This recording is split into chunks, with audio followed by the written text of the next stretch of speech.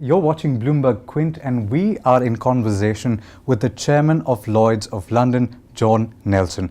This, it seems, is a very momentous occasion for Lloyd's because they've been looking to enter the Indian market for some time. They've finally done it. You've finally done it. You've commenced operations. Tell us where things stand at right now. Right. Well, Lloyd's in practice has been now undertaking business since the beginning of this week.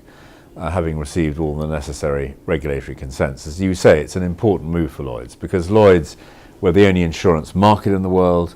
We are the global hub for specialist insurance and reinsurance. And part of our job in terms of running that market and enabling our managing agents, these are the participants of whom we have 57 running 100 syndicates at Lloyd's, is to provide global market access.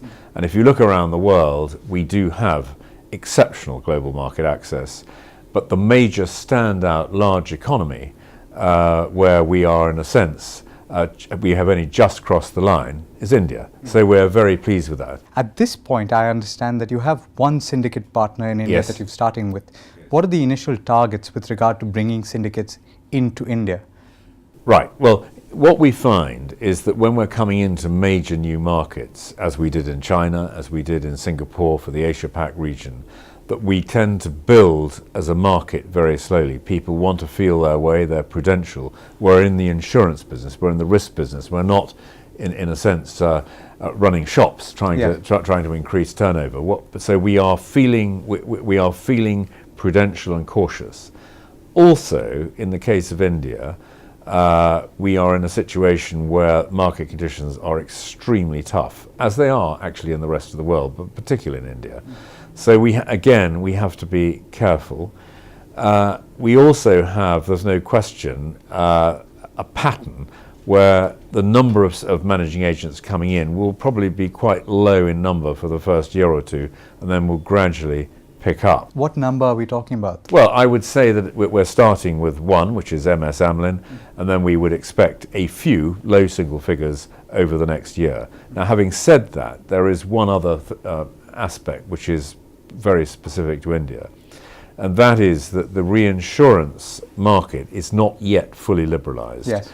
So we have this arrangement whereby there is an order of preference for writing reinsurance contracts. The right of first refusal, which goes to GIC. Exactly. And we are, that is obviously in some ways a disincentive because as I say, we don't have a level playing field, and in most of the rest of the world there is. We are talking to the regulator and the government about the merits of a level playing field, and I think in principle they are being, I think, very receptive to what we and our other international reinsurance competitors are saying. And I would hope that over the next year or so that the playing field will level, and then I think you will see more interest from our managing agents. So John, if I understand this correctly, if there wasn't this right of first refusal, a lot more of your syndicate partners would actually have been interested in coming in this first year or so. I think more, but I think, as I say, we have never found when we set up a hub like this that we get a huge rush coming in. Yes. If I look at China, where we have been for the last 10 years, it's only really in the last 3 or 4 years that we now have half our managing agents on the China platform. And in Singapore, we have just under half, and again, that took quite a long time. And you just build up the critical mass gradually. You had said that you hoped that this would be a very temporary phase of protecting the domestic player. What if it isn't? Is it really going to be a major stumbling block for Lloyd's to grow in India, the right of first refusal to GIC? Well, I think we have to see how the market develops. I don't think I would say it's black and white. I think we will continue to operate with India. We do now offshore. I think it may reduce the number of managing agents coming onshore, obviously. But I also think that the business community in India, certainly the insurance broking community, and I think the Indian domestic insurers are very keen to liberalise the reinsurance market for the reasons that I've said, because I think it will grow their business. Yes. So I think, as I say, I think it's a question of when rather than whether. Right. So you've set up shop with one partner right now. What are the initial expectations with regard to underwriting from here? Are there any initial targets that you have? We, at the moment, we write in total about $220 million worth of reinsurance business offshore. Yes. We don't set targets for our market. That is not a wise thing to do. The managing agents themselves make up their mind the kinds of growth and the scale they want to be and when. And again, they build gradually and sustainably. And I think by us coming onshore, what it will do is to increase the capacity of the Indian domestic insurance industry, and it will also increase their ability to write these specialist risks.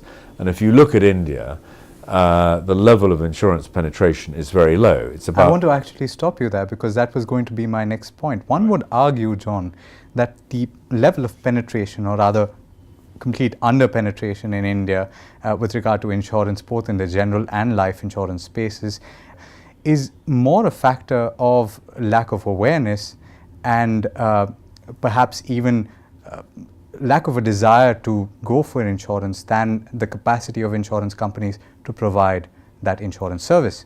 So how does that play into Lloyd's strategy entering into a market like India? It's different from the other markets that you were in. Yes, I think you're right. I think there is a cultural issue vis-a-vis insurance. But I think that's particularly true in the retail space. So in motor, in household and the sorts of things that individuals look at.